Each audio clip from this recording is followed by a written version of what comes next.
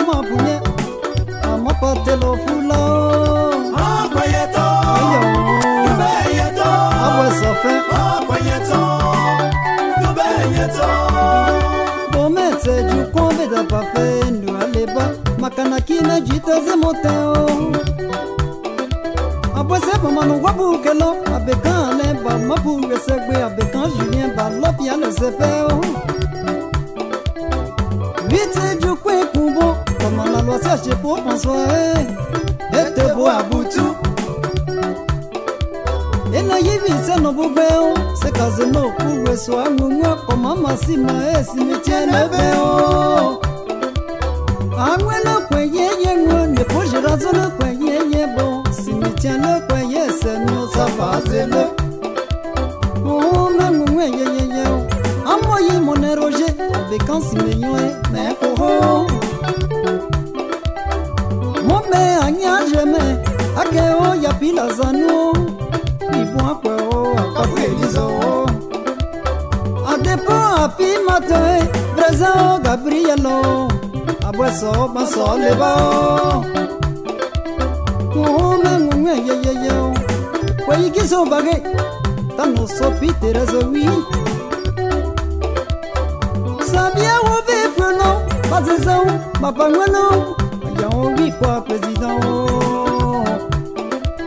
Quand tu y a pi Félix, pas y ose l'autre panne, mais y qu'on me laisse mieux.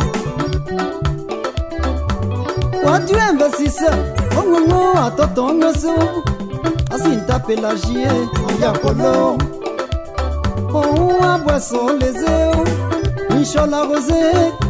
Aye jogwe asidanwi amiashile Rosalie wibeo kwa omagini naneo komise mobio masima wima shikano mefemi ayewio umeo kwa simo deso abweso base ho akara fayele miano kwefe MDL ya pi clave mwapele zeo se kaimino odinobe oboku besano Odi Marcelo no Docteur Djibongo Ate Jean-Claude Mohameo Abwe soso abwe ton commissaire Tampi à l'épo fime Ate Asi Adrien Baba Kobo Cimetière Wimo Abwe se pomo Abwe sofe Machuba ikiwa leba Bakome so kweto Oh hello Abwe ou visionnaire Y'a pas excellence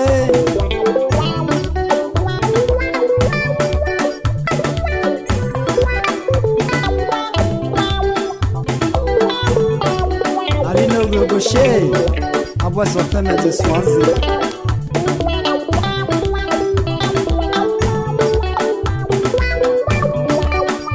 Oh quoi dire mais si c'est 8 points là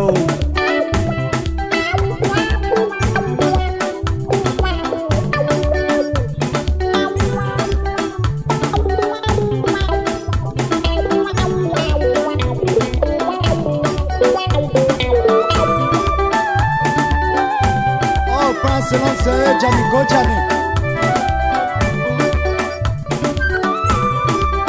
Chicalo, Père du JBZ. Et Dieu m'aida. Alléluia. Y'a Pierrot. Après son son, c'est quasi Vincent et basé par l'eau. Basé, wow. Yoshi Gabrielo. We know Bonnie de Golo. On s'habille à des ao, envoyé. Dengele, yes, en JB. Cassé au Saint-Laurent. Après, c'est mon quelque belle ailleurs. Comment c'est qu'à Fabien? Y'a fait de Paris, nous. Docteur Bro Marcel. Y'a plus de chobus, y'a voulu mieux. Que un homme à nous, ça y est beau. Et mes jalousies, c'est qu'à Julie va que 8 ans. Y'a on sait qu'à Clément, on se suit de le zéro. À son Jules, pour Roméo. Cimetière malaisé à Louis, en aiguille malaisé à Kodjoukou. Kofi 105 et vous bien.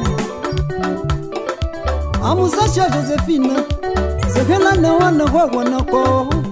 Oui, chianzo boni fidèle oh ngani so le dia fia marilo me chabelo bo ya si ogwe masele na geshu hebro ke yimele no lo zemeo amia ya sente ya o chapoliona mele monelo anumali ya no awele mo biodeni memo legbo Jimmy Blake oh me